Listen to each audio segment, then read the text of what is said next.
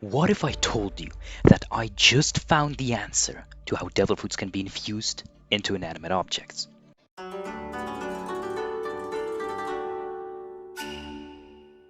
So while casually enjoying One Piece Chapter 1028 theories that people submit, I came across an interesting comment in the one chapter discussion.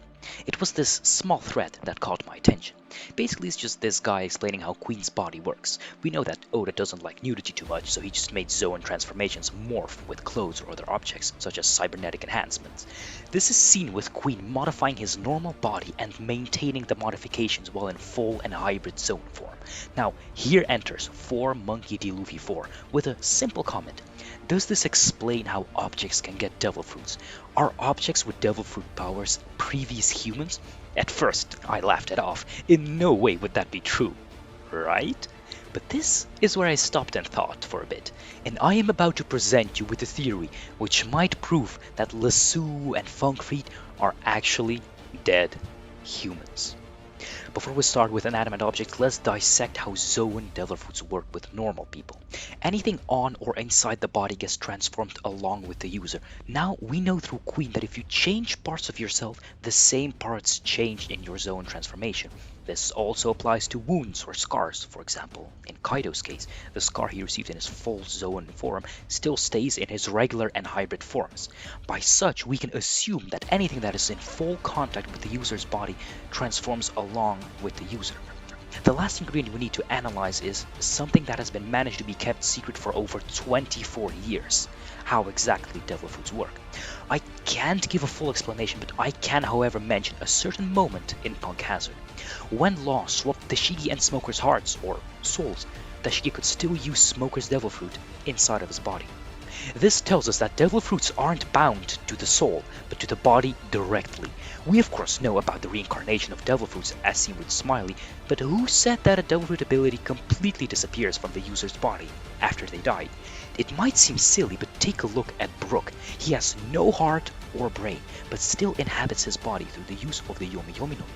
This is of course its primary ability, but he can also have his soul exit his body at will as a part of his devil fruit's ability. By the logic of devil fruit reincarnation after a person's death, we would assume once Brook would have returned to his body through the Yomi Yomi no Mi, he should have lost all abilities since his fruit would be reincarnated, but he didn't. We can hereby conclude that somehow devil fruits are forever part of one's body, even after death. This could explain how Blackbeard absorbed the Whitebeard's devil fruit ability from his body after he died on Marineford. Another example could be when Big Mom ate Mother Caramel at her birthday party. If devil fruits truly were bound to the soul, or went away after death, then the second Mother Caramel would have died, the devil fruit power reincarnated into another fruit. Now, this might have happened, but with my theory of devil fruit powers remaining in the user's body after death, it would make sense for Big Mom to obtain Mother Caramel's powers, since she would have integrated Mother Caramel's body into her, well, digestive system. Now, finally, the process of creating inanimate objects into devil fruit items. Let's raise a hypothetical scenario. The Marines captured a part with Zoan ability. He's sent to the experimental laboratory of the lead scientist, Dr. Vegapunk. His experiment is that it could be possible to implement a sword inside of his body, like put it somewhere attached or infused in a bone. This part would then either be executed right there and then, or slowly die in a prison cell somewhere. In either way, the devil fruit stays inside the user's body, and after death, it can still use its abilities to some extent. Now, the question here is, how would the sword turn into an elephant?